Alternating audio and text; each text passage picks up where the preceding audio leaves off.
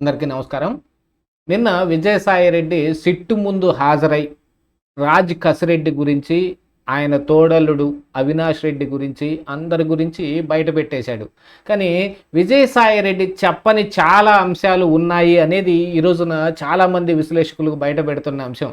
ఎందుకంటే రాజ్ కసిరెడ్డి పేరు కానీ, అవినాష్ రెడ్డి పేరు కానీ, అంటే ఈ రాజ్ కసిరెడ్డి యొక్క తోడల్లుడు అవినాష్ రెడ్డి అనే ఆయన పేరు కానీ, లేకపోతే మిథున్ రెడ్డి పేరు కానీ, ఆదాన్ డిస్టిలరీస్ గురించి కానీ, వీటన్నిటి గురించి మరి విజయసాయిరెడ్డి చాలా విషయాలు బయట పెట్టినప్పటికీ అందులో ఆయన చెప్పిన కీలకమైన ఒక అంశం ఏమిటి అని అంటే, ఈ మద్యం విధానం రూపొందించే అంశంలో ఒక 2 మీటింగులు తన ఇంట్లోనే జరిగినట్టుగా చెప్పాడు. ఒకటి హైదరాబాదులో ఉన్న తన ఇంట్లోనూ, ఇంకొకటి విజయవాడలో ఉన్న తన విల్లాలోనూ జరిగినట్టుగాను, దీని సూత్రధారి మొత్తం అసలు రాజ్ కసిరెడ్డే అనే విధంగా చెబుతూ అసలు ఈ మిథున్ రెడ్డి పాత్ర ఏమిటి, ఈ రాజ్ కసిరెడ్డి పాత్ర ఏమిటి అనేవి కూడా చాలా చెప్పుకొచ్చినప్పటికీ విజయసాయిరెడ్డి చాలా వరకు నిజం తొక్కేశాడు, చాలా విషయాలు బయట పెట్టలేదు అనే అంశాన్ని కూడా చాలామంది మాట్లాడుతూ ఉన్నారు. ఇందులో జగన్మోహన్ రెడ్డి పేరును కూడా ఎక్కడా ప్రస్తావించలేదు.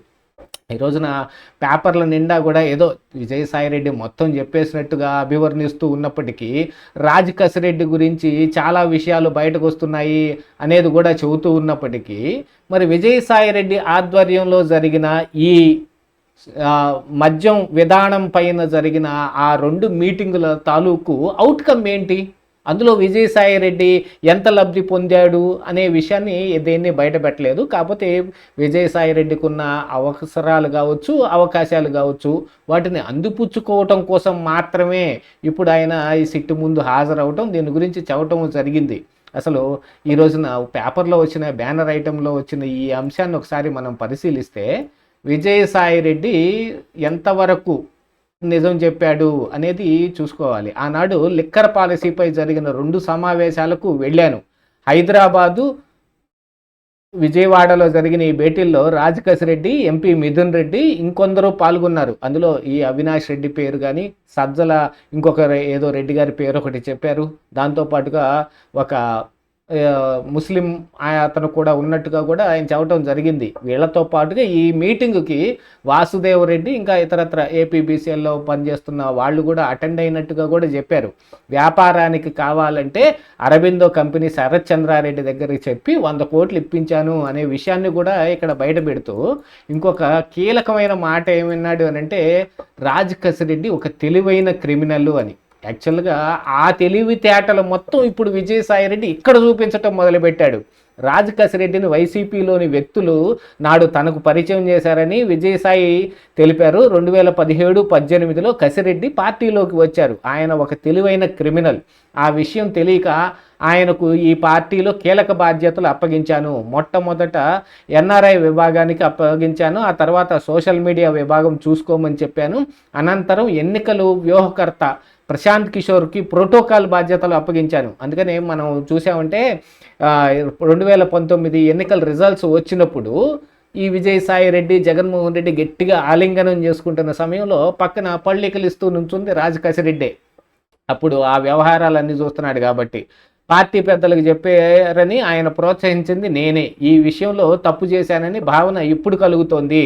రాజ్ కసిరెడ్డి గురించి 5 ఏళ్ల పాటు నేను ఎందుకు మాట్లాడలేదు అని అడుగుతూ ఉన్నారు. ఆ రోజున మీడియా అడగలేదు, నేను చెప్పలేదు. రాజ్ కసిరెడ్డి వెనక ఉన్న వ్యక్తుల గురించి మీడియా చెప్తే నేను సంతోషిస్తా, కానీ ఆయన ఆనాడు పార్టీని, ప్రజలను మోసం చేశారు అని విజయసాయిరెడ్డి ఆగ్రహించారు. అసలు ఈ రాజ్ కసిరెడ్డి గురించి నాకు బాగా తెలుసు, నాకు ఈ లిక్కర్ కుంభకోణంలో జరిగిన వ్యవహారం అంతా తెలుసు అని మీడియా ముందు చెప్పింది విజయసాయిరెడ్డి. ఆయన్ని కాకినాడ పోర్టులో అరబిందో కంపెనీకి అత్యంత చౌక ధరకు దాన్ని కట్టబెట్టారనే విషయంలో సిట్టు పిలిస్తే దాని ముందు ఆయన విచారణకు హాజరయ్యి ఆ తరువాత బయటకు వచ్చి ప్రెస్ ముందు కూడా ఆయన చెప్పిన చాలా మాటలు మనం ఒకసారి గుర్తు చేసుకుని తీరాల్సిందే కదా. ఆ రోజున మద్యం కుంభకోణంలో రాజ్ కసిరెడ్డిని అడిగితే మొత్తం తెలుస్తుంది అనేలాంటి లీకులన్నీ ఇచ్చింది కూడా ఆయనే. నన్ను పిలవండి అని పిలిపించుకొని ఆయనంతా ఏదో నిజం చెబుతున్నట్టుగా ఓ పెద్ద గోల్మాల్ ఇక్కడ చేస్తూ ఆయన వ్యవహరించిన తీరు కూడా కొంత అనుమానాస్పదంగా ఉంది. ఎందుకంటే ఆయనకి తెలిసిన నిజం మొత్తం చెప్పలేదు. ఆయన చెప్పింది కేవలం 10%. విజయసాయిరెడ్డి సగం నొక్కేశాడు. అసలు ఈ లిక్కర్ పాలసీ విధానంలో ఈయన ముందు ఒక భేటీ జరిగితే దాంట్లో ఈయన పాల్గొని ఉంటే అందులో ఈయన వాటా ఎంత అనేది కూడా చూసుకోవాల్సిందే కదా. ఈయన వాటా లేకుండానే అసలు మిథున్ రెడ్డికి, ఆదాన్ డిస్టిలరీకి, మిగతా ఇంకొక కంపెనీ డిస్టిలరీస్కి 60 లక్షలు, 40 లక్షలు, 60 కోట్లు, 40 కోట్లు ఇప్పించేశాడా? దాంట్లో ఇతను స్వలాభం పొందకుండానే ఉంటాడా? కాకపోతే ఇప్పుడు ఆడుతున్న అబద్ధాలు కానీ వీటన్నిటి మీదట ఇప్పుడు కూటమి ప్రభుత్వానికి ఏదో దగ్గర అవ్వాలని చేస్తున్న ప్రయత్నం కావచ్చు, వాళ్ళకి ఏదో ఉపయోగపడితే రేపు తన ఎంపీ సీటును మళ్ళీ తనకి రావటానికి, అంటే బీజేపీలోకి వెళ్ళి ఎంపీ సీటు తానే తీసుకోవటానికి టీడీపీ అడ్డం పడుతోంది అనే ప్రచారం కూడా ఇప్పుడు బయట నడుస్తున్న దాని మీదట ఈ వ్యవహారాలు మొత్తం చక్కబెట్టుకోవడానికి ఈ దొంగ నాటకం ఆడుతూ ఉన్నాడు. కాకపోతే విజయసాయిరెడ్డికి తెలిసింది మొత్తం ఇక్కడ బయట పెట్టలేదు అనేది మాత్రం బాటమ్ లైన్గా అండర్లైన్ చేసుకుని తీరాల్సిందే ఇక్కడ.